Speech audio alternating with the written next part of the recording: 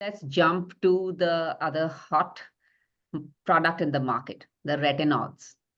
And anti-aging, I guess none of us want to age.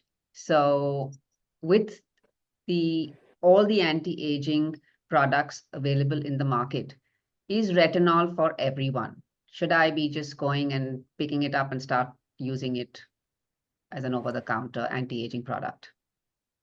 So I can put it this way. Retinol basically is a derivative of the original molecule called retinoic acid. Retinoic acid has been there for generations. It's been there for many, many years. If you remember, when we were studying medicine and things like that, that time it used to be only prescription-based retinoic acid. Okay, retin A as used to be known as. Now, what used to happen that time was that it's a very strong molecule. It definitely has proven benefits, but it's not an easy molecule to handle. So that's why it used to be a prescription-based molecule, so that the prescribing doctor monitors it, tells how to use it, makes you aware of what reactions or what side effects or what a little adverse effects you are expected to see. So it needed a little bit of hand-holding and making you use that in a proper manner. But because it used to always give redness, it is not an easy molecule for everybody to handle. So then what happened was, as people saw the benefits, so benefits were definitely the attractive thing of retinoic acid. Then as science advanced, as manufacturing new products became more and more they became better, then the newer derivatives came out in the form of retinols, which were not as potent as retinoic acid, but did give the benefits. And that's why, because they were not as potent, they could be handled at home use. So they became over-the-counter preparations. They started becoming available just on any pharmacy store or online or whatever. They're everywhere. They're everywhere. But what has happened is that even though it's less potent, but it still has, to a certain extent, it's not so easy to handle. And especially when it comes to dark skin patients, okay, it gives rise to a lot of redness or a little burning sensation.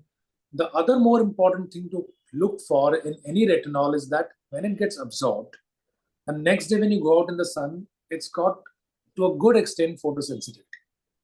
So the sun can make things next day even worse in terms of redness and all that. Now, the reason to use this, yes, we all, as you said, that I will not say we don't want to age, because I've always believed that aging gracefully is better than saying anti-aging, because the only time you actually stop aging is when you die.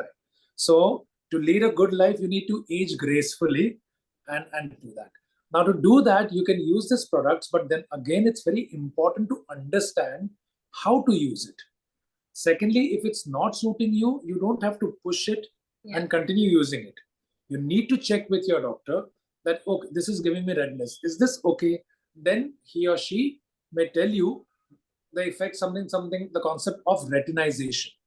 That's about how to use it. You can start with alternate day use first. Okay. You can start using it for a smaller time, for less number of hours first. See how you suit the product. And then slowly, as you get used to it, you can increase it. Everybody generally is in a hurry that, okay, let me take this. This is like a wonder drug. Once I start applying it, things will be like instant. Nothing of that sort is going to happen, because everything takes time. Even aging takes time. So when you use creams to actually delay your signs of aging, that's also going to take time. So you have to use products which are for long-term use. And for long-term use, you need to get used to the product.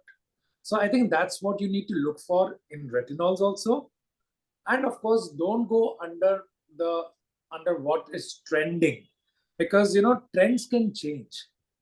But good skincare, long-lasting skincare will remain good for you.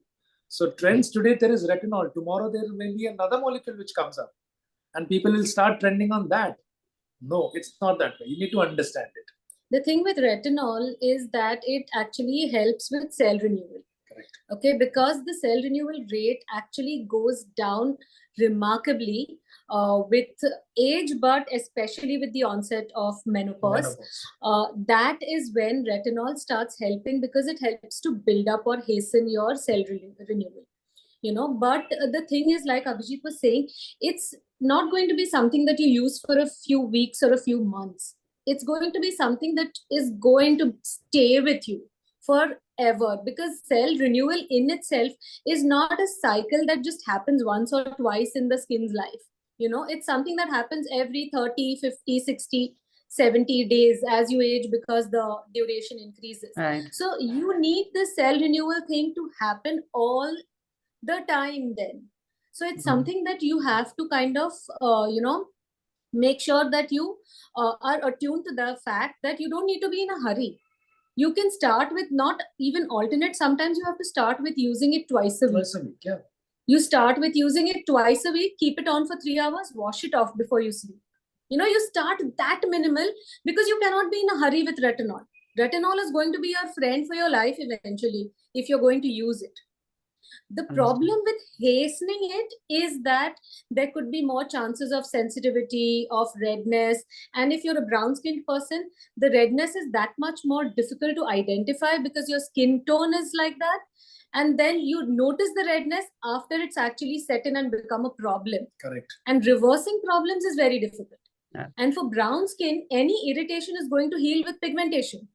So you're going to get reverse pigmentation. Oh, wow. Oh, wow. That is the reason why we ask brown skin people to be very careful about it. With retinol. Wow. We don't really ask people to use retinol very easily, simply because they need to be guided about this, that it's a commitment that you're making, and if you're in a big hurry, you might end up getting reverse pigment. Wow. So a month ago, personally, I got this one of the over-the-counter retinol creams for my eyes, because that's an area where I've seen like massive deterioration with menopause. There's like just so many fine lines. So I'm like, okay, this is what I'm going to do. So a month ago, I got one of the OTC's retinol creams from my eye, and I used it for 2 weeks. And then suddenly one morning when I'm washing my face, as you said, I couldn't see any redness, but I could feel this thing burning me just below, my lower eyelids. And I felt it, and I felt, oh my God, this feels like scrapey skin.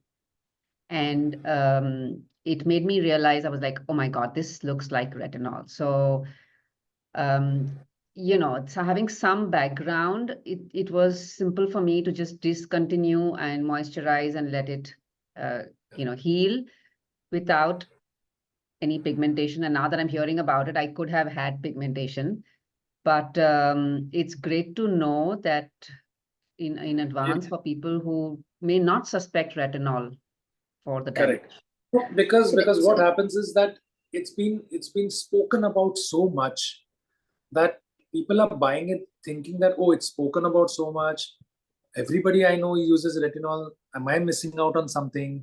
So there's a lot of peer pressure, to be very honest. Well, FOMO is FOMO is real. So this is where people need to understand that no, these are the things which you need to really watch out for.